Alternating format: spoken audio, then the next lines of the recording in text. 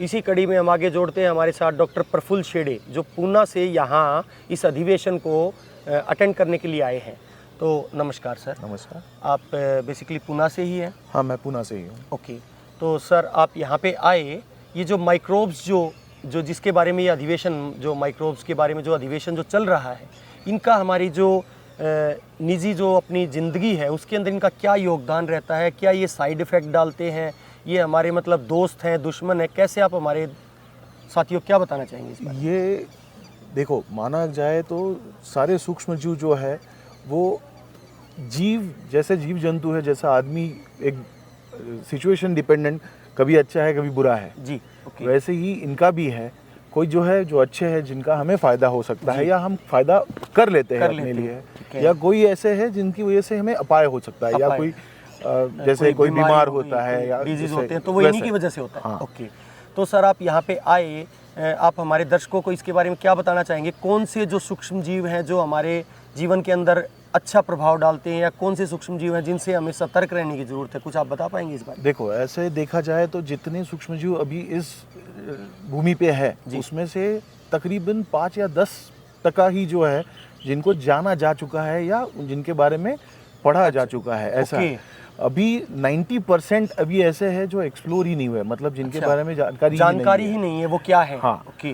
क्योंकि मतलब समुद्र तल से लेके आसमान तक, मतलब जहाँ तक आपका हवाई जहाज जाता है उसके भी आगे सूक्ष्म जीव पाए जाते हैं। ठीक है। नासा और इसरो की स्टडीज तो ये भी बताती है कि जो इंटरनेशनल स्पेस सेंटर है जो अंतरिक्ष में है उस पर भी सूक्ष्म जीव पाए गए हैं। ठीक है। नहीं तो अगर देखा जाए तो हरियाणा जहाँ पे एग्रीकल्चर जो बेस है तो फर्टिलाइजर जो बायो फर्टिलाइजर कहा जाता है, या फिर ऑर्गेनिक फार्मिंग जो जैविक फार्मिंग जो कहती है, तो उसमें सूक्ष्म जीवों का बहुत अच्छा योगदान है, अच्छा महत्व है।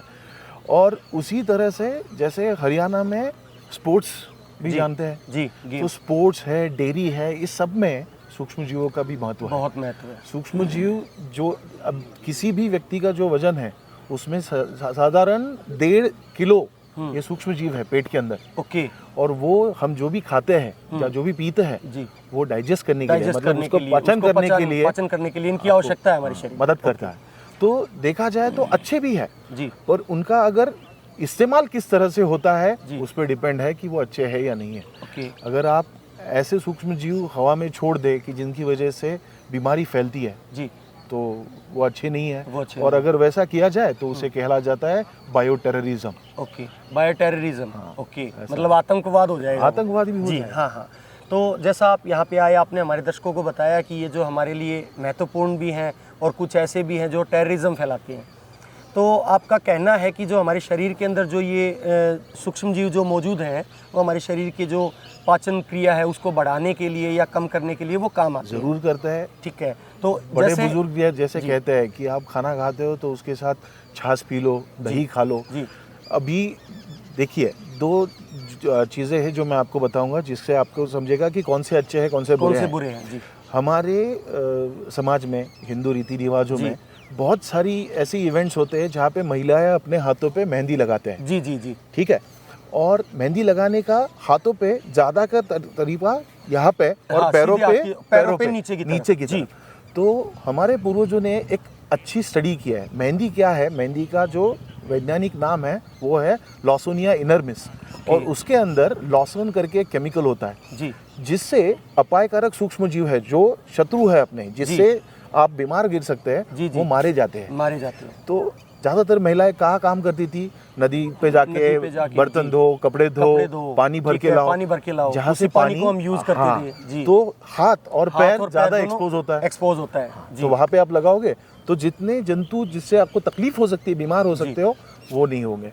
ज़्यादातर त्यौहार जो मौसम बारिश में जो आते हैं ना, उन सारे त्योहारों में आप मेहंदी लगाते हो हाथों पे।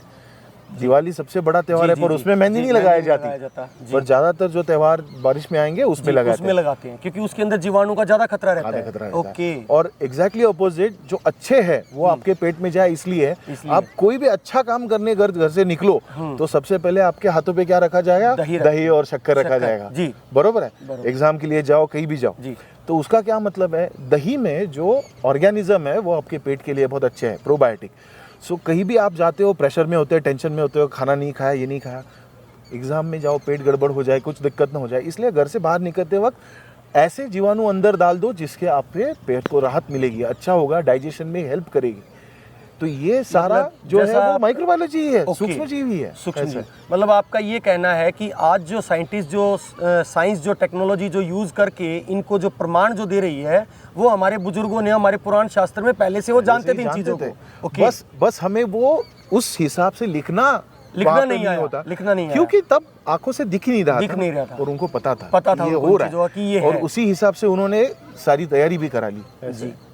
तो जैसा कि हमारा डॉक्टर प्रफुल्ल शेडे जी ने हमें बताया कि हमारे जो ये सूक्ष्म जीव हैं ये हमारे शरीर के लिए इतना यूज़फुल है, जैसे मेहंदी का उन्होंने यूज़ बताया। आज तक मैं अपने बारे में बताऊं तो मुझे भी नहीं पता था कि मेहंदी ये क्यों लगाते हैं। मैंने सोचा शगुन होता है इसलिए लगाते हैं, लेकिन इसका साइंटिफिक रीज़न ये है कि मेहंदी जो है उसके अंदर एक कौन सा आपने बताया, लॉसोन करके एक केमिकल होता है जिससे सूक्ष्म जीव मारे जाते हैं। उन्होंने बताया कि लोसून नाम से एक केमिकल है जो मेहंदी के अंदर होता है, वो जब हाथों के ऊपर लगाते हैं तो उससे जो गंदा जो बैक्टीरिया है, ताकि वो हमारी माताएं बहनें हमारे परिवार के अंदर जब वो खाना बनाती हैं या पानी लेकर आती हैं तो वो जो गंदा जो बैक्टीरिया वो हमारे शरीर में ना जाए। तो ये इसका साइंटिफिक रीज़न है। तो आप जान सकते हैं कि हमारे जो पुराण शास्त्र हैं वो कितने मजबूत थे और कितना उन लोगों ने स्टडी किया था। मतलब पहले ये चीज़ें सिर्फ कागज़ पे, जैसा डॉक्टर साहब का कहना है कि कागज़ के ऊपर उतारना उसको पॉसिबल नहीं था। तो आपका बहुत बहुत धन्यवाद, आपका टाइम देने के लिए शुक्रिया। Thank you. Nice meeting you sir.